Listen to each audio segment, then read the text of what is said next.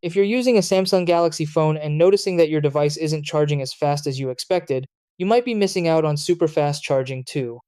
This feature is designed to significantly reduce charging time, but it doesn't always activate automatically.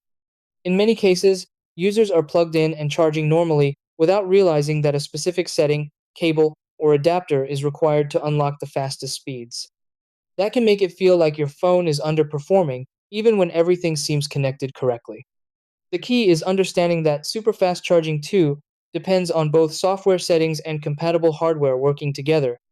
Once everything is set up the right way, you'll notice a clear difference in how quickly your battery fills up. Try these. Step 1. Go to Settings on your Samsung Galaxy phone. Step 2. Tap on Battery and Device Care. Step 3. Select Battery, then Charging Settings. Step 4. Turn on Super Fast Charging option. Step 5. Use a compatible USB-C cable and 45W charger. Step 6. Plug in your phone and check for super fast charging too on the screen.